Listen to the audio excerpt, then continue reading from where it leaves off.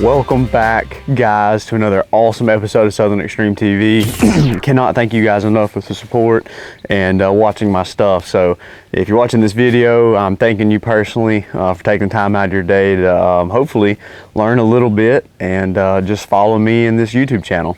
So with that, I'm going to go ahead and jump into today's video.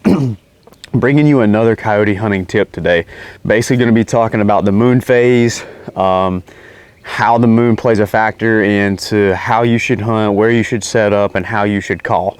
So with that, I'm just going to jump straight into it. First of all, hunting coyotes is kind of difficult and a little finicky type of hunting anyway. And the moon plays a big factor into how successful or unsuccessful you can be when you go out at night to hunt.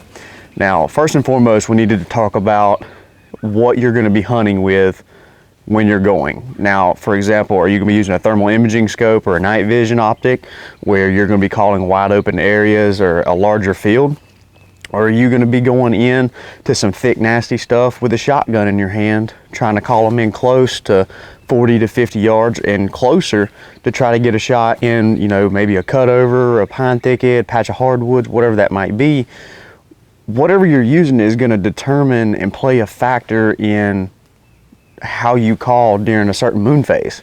So as an example, if you're using night vision or thermal imaging, typically a full moon night is not your best friend.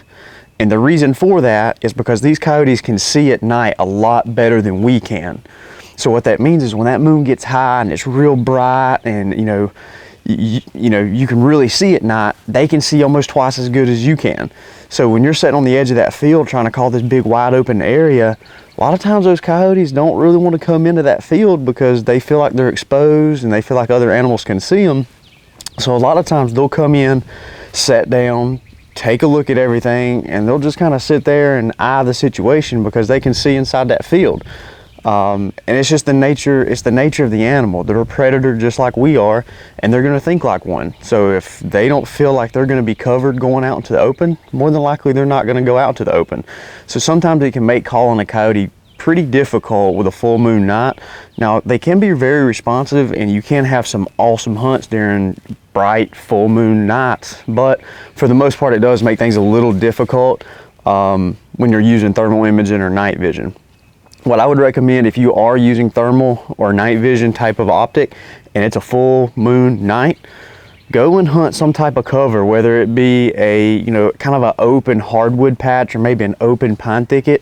Hunt somewhere where they've got a little bit of ground cover, something to where they can feel like they can sneak around and get away with a little bit of movement. That's going to help your odds or increase your odds of calling that coyote in, and not only calling him in, but getting an effective kill shot on that coyote. So it's something definitely you need to keep in your back pocket and keep in mind the next time you're going out with that full moon night. For thermal imaging guys and night vision guys, the best night you can go is when there's no moon at all or very little moonlight. Maybe it's overcast, something like that. Anytime you've got those type of conditions, those coyotes are going to be a little more responsive to coming out into those wide open fields, into those more open type of areas.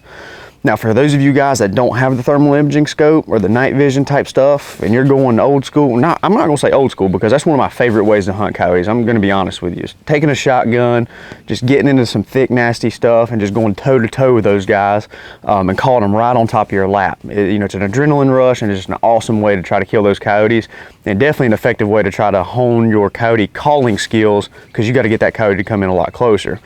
But if you guys are still doing that and using the shotgun type stuff, a full moon night can be very, very good for you guys. I killed the majority of my coyotes with my shotgun on a full moon night. Maybe not full moon, 3/4 of a moon, just some type of moonlight where things are really, really visible. And I'm going to tell you why. Going back to what I just said, those coyotes don't want to come into open areas. So if you're using a shotgun, more than likely you're not sitting on the edge of a field that's 400 yards long. You're going to be in some thick, nasty stuff. So those coyotes are going to be a little more responsive, and they're going to be willing to kind of sneak around through those woods and those pine thickets to kind of get a better angle to come in and see what's going on. Not only that, but we can see better with the moon bright. So when you're in that thick, nasty stuff, a lot of time it's hard to judge how far away that coyote is when he's circling and running around you. So when you got a little bit of moonlight, every now and again you might actually catch some movement if it's bright enough, and you know if he's in range and you need to turn your light on and take a shot. So stay away from the wide open areas on full moon nights or bright moon nights. Get into some little thicker cover. You guys are using optics that are thermal imaging, nighttime stuff. Still try to keep it a little open, because that's what those scopes are intended to do, is hunt open areas. So, you know, your open hardwoods and your open pine thickets.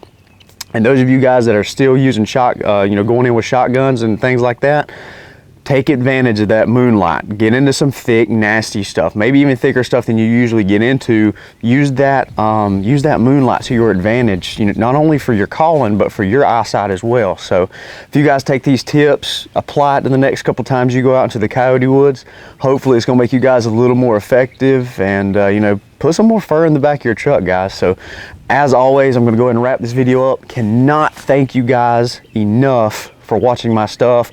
Be sure, if you like what you saw here today, I've got a lot of other videos that I'm posting.